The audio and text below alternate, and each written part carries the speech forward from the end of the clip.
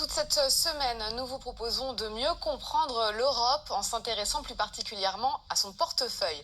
Hier, nous étions chez les pompiers du Finistère. Ce soir, nous allons voir comment l'Europe accompagne financièrement les agriculteurs.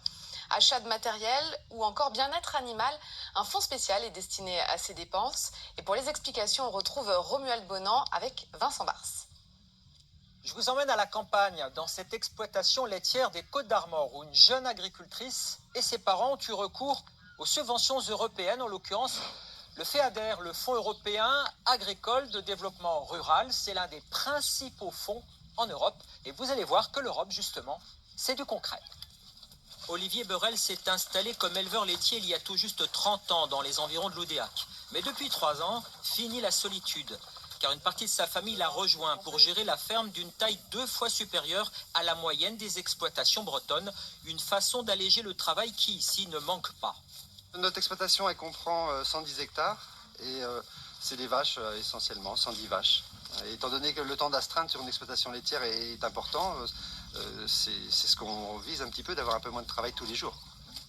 Autre solution pour limiter la pénibilité de l'éleveur et de sa fille Océane, qui travaille désormais à ses côtés, un robot leur donne un précieux coup de main 2 fois par jour l'été et toute la journée en hiver.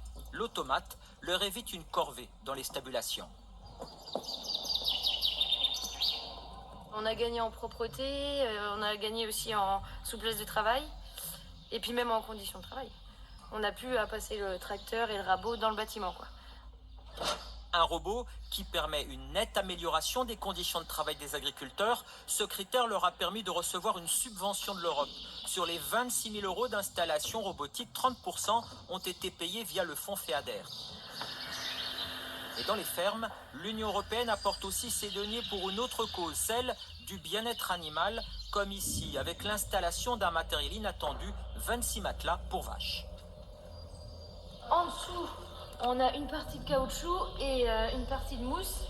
Et pour protéger la mousse, on a une partie aussi de 1 cm de caoutchouc. Et ça sert à quoi ? Et le matelas, c'est pour le confort des vaches. On a vu la différence en fait parce que on trouve qu'elles restent plus couchées, même la journée, qu'avant quand on était en béton paillé, quoi. Conséquence, un mieux pour les articulations et les sabots des bêtes. À l'autre bout de l'exploitation, ce bâtiment en bois tout neuf. Il accueille une nurserie pour protéger les veaux. Budget, près de 100 000 euros, dont 30% payés par l'Europe, qui là encore y a vu un mieux pour l'homme et l'animal. Avant, on n'avait pas de bâtiment de nurserie, donc les veaux étaient dans des cases individuelles que vous voyez là. Et donc on était dehors à les soigner. Pluie, neige, on était tout le temps dehors à soigner.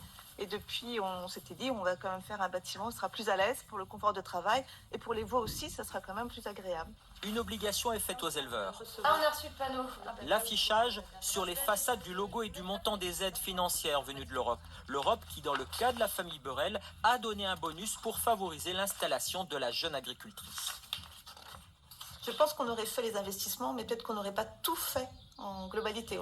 On aurait peut-être fait que le robot, on n'aurait pas fait les matelas, on aurait fait des choix, on n'aurait pas tout lancé.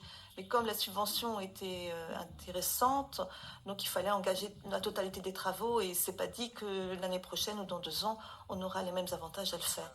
En tout, rien que pour cette famille d'éleveurs laitiers bretons, une économie de plus de 50 000 euros au titre des subventions européennes. Et le troisième